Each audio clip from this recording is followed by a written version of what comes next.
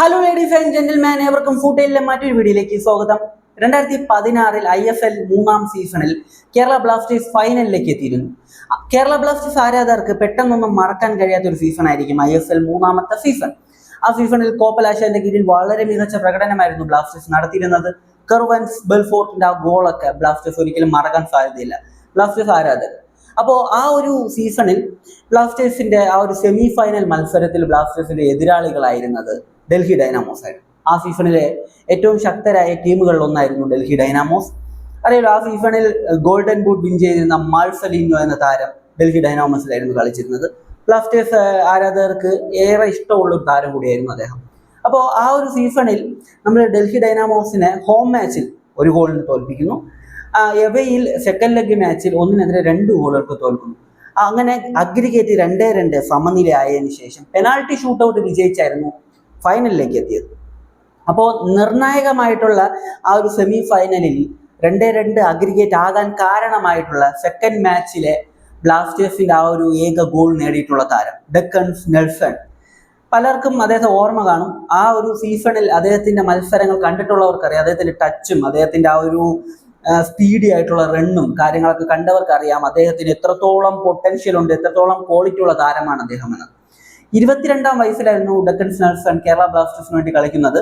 അദ്ദേഹത്തിന്റെ ആ ഒരു സീസൺ നോക്കുകയാണെങ്കിൽ 13 മത്സരങ്ങളിൽ നിന്ന് വെറും 2 ഗോൾ മാത്രമായിരുന്നു അദ്ദേഹം നേടിയിരുന്നത്. അറിയാലോ, 22 വയസ്സിലൊരു യുവതാരമാണ് അദ്ദേഹം. IFL പോലൊരു വേറൊരു രാജ്യത്ത് നടക്കുന്ന ഒരു ലീഗിൽ വന്ന് കളിക്കുന്നു. അദ്ദേഹം നേടിയിട്ടുള്ള 2 ഗോളുകളും വളരെ നിർണായകമായിട്ടുള്ള ഗോളുകൾ തന്നെയായിരുന്നു. അപ്പോൾ ബ്ലാസ്റ്റേഴ്സിന് വേണ്ടി അത്യാവശ്യം നല്ലൊരു പെർഫോമൻസ് തന്നെയായിരുന്നു താരം നടത്തിയിരുന്നത്. അപ്പൊ അദ്ദേഹം 2016 കളിച്ചത്. ഓർക്കുക, 10 വർഷങ്ങൾക്കിപ്പുറം, അതായത് 2026 അടുത്ത വർഷം നടക്കുന്ന വേൾഡ് കപ്പിൽ ഡെക്കൻസ് നെൽസൺ കളിച്ചേക്കും. അദ്ദേഹത്തിന്റെ രാജ്യമായിട്ടുള്ള ഹെയ്റ്റി 52 വർഷങ്ങൾക്ക് ശേഷം വേൾഡ് കപ്പിന് ക്വാളിഫൈ ചെയ്തിരിക്കുകയാണ്. 1974 ഹെയ്റ്റി ഇതിനു മുമ്പ് വേൾഡ് കപ്പ് കളിച്ചത്. അവരുടെ ആ ഒരു ഫുട്ബോൾ ഹിസ്റ്ററിയിൽ ഒരേ ഒരു തവണ മാത്രമാണ് അവർ വേൾഡ് കപ്പ് കളിച്ചിട്ടുള്ളത്. അത് 1974 വേൾഡ് കപ്പാണ്. ആ വേൾഡ് കപ്പ് ജർമ്മനി ആയിരുന്നു എടുത്തിരുന്നത്. അപ്പോൾ ആ ഒരു വേൾഡ് കപ്പിൽ അവർ ഉൾപ്പെട്ടിരുന്ന ഗ്രൂപ്പ് ആ ഒരു വേൾഡ് കപ്പിലെ തന്നെ ഏറ്റവും ടഫായിട്ടുള്ള ഒരു ഗ്രൂപ്പുകളിൽ ഒന്നായിരുന്നു. ഒരു മരണ ഗ്രൂപ്പിലായിരുന്നു. ഇറ്റലി, അർജന്റീന, പിന്നെ പോളണ്ട് ആ സമയത്ത് വളരെ മികച്ചൊരു ടീമായിരുന്നു. അതായത് ലോകത്തെ ഏറ്റവും മികച്ച ടീമുകളിൽ ഒന്നായിരുന്നു പോളണ്ട്. അപ്പോൾ പോളണ്ട്, ഇറ്റലി, അർജന്റീന, പിന്നെ ഹെയ്റ്റി, ഇതായിരുന്നു ആ ഒരു ഗ്രൂപ്പ്. ആ ഗ്രൂപ്പിൽ 3 കളിയും ഹെയ്റ്റി തോറ്റു. വമ്പന്മാർക്കെതിരെയാണല്ലോ. 3 കളിയും തോറ്റ് ഹെയ്റ്റി ആ ഒരു ഗ്രൂപ്പിൽ അവസാന സ്ഥാനത്തായിരുന്നു ഫിനിഷ് ചെയ്തത്. 14 ഗോൾ കൺസീഡ് ചെയ്തു. വെറും 2 ഗോളുകൾ മാത്രമായിരുന്നു തിരിച്ചടിച്ചിരുന്നത്. അപ്പോൾ ആ ഒരു വേൾഡ് കപ്പിന് ശേഷം 52 വർഷങ്ങൾക്ക് ഇപ്പുറമാണ് ഹെയ്റ്റി എന്ന രാജ്യം മറ്റൊരു വേൾഡ് കപ്പ് കളിക്കാൻ പോകുന്നത്. അറിയാലോ, ഹെയ്റ്റി എന്ന രാജ്യം ഒരു കരീബിയൻ രാജ്യമാണ്. അപ്പോൾ അവിടെ ഈ കോസ്റ്റാറിക്ക അതൊക്കെ ആ ഒരു റീജിയനിൽ വരുന്ന ടീമുകളാണ്. ജമൈക്ക ആ ഒരു റീജിയനിൽ വരുന്ന ടീമാണെന്ന് തോന്നുന്നു. അങ്ങനെ കുറെ ടീമുകൾ അവിടെ ആ ഒരു റീജിയനിലുണ്ട്. അപ്പോൾ അവര് തമ്മിലുള്ളൊരു മത്സരത്തിൽ ഇപ്പോൾ ഫൈനലിലേക്ക്, അതായത് ഫൈനൽ റൗണ്ടിൽ 1-ാം സ്ഥാനത്ത് അവർ ഫിനിഷ് ചെയ്തിട്ടുണ്ട് ഗ്രൂപ്പിൽ. അടുത്ത വേൾഡ് കപ്പ് ഹെയ്റ്റി കളിക്കും. അപ്പോൾ ഹെയ്റ്റി വേൾഡ് കപ്പ് കളിക്കുമ്പോൾ ആ ഒരു സ്ക്വാഡിലെ ചുമ്മാ ഒരു അംഗം മാത്രമല്ല ഈ ഡെക്കൻസ് നെൽസൺ എന്ന താരം. ബ്ലാസ്റ്റേഴ്സിന്റെ മുൻതാരം, അവരുടെ പ്രധാന താരമാണ്. ടോപ്പ് ഗോൾ സ്കോററാണ് അവരുടെ റീജിയനിൽ. അതായത് ഏഷ്യൻ റീജിയൻ ഉണ്ടല്ലോ, യൂറോപ്പ് വേൾഡ് കപ്പ് ക്വാളിഫയർ, അതുപോലെ അവരുടെ ക്വാളിഫയർ റീജിയണിൽ ടോപ്പ് ഗോൾ സ്കോററാണ് ഈ ഡെക്കൻസ് നെൽസൺ എന്ന താരം.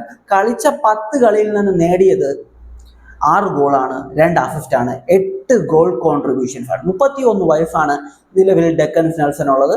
അറിയാലോ, അദ്ദേഹത്തിന് 32-ാം വയസ്സിൽ, 22-ാം വയസ്സിലായിരുന്നു കേരള ബ്ലാസ്റ്റേഴ്സ് കളിച്ചത്. 32-ാം വയസ്സിൽ അദ്ദേഹം വേൾഡ് കപ്പ് കളിക്കാൻ പോവുകയാണ്. അപ്പോൾ എനിക്ക് പറയാനുള്ളത് എന്താണെന്ന് വെച്ച് കഴിഞ്ഞാൽ, ആ ഒരു മൂന്നാമത്തെ സീസൺ IFL തുടക്കം മുതൽ കാണുന്നവരെ സംബന്ധിച്ച് കേരള ബ്ലാസ്റ്റേഴ്സിന്റെ ഏറ്റവും മികച്ച സീസണുകളിലൊന്നാണ് ആ മൂന്നാമത്തെ സീസൺ.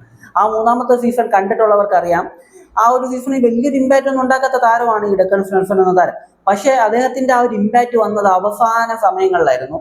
അവസാന കുറച്ച് മത്സരങ്ങളിൽ നല്ലൊരു പെർഫോമൻസ് താരത്തിന്റെ ഭാഗം നമ്മൾ കണ്ടിരുന്നു.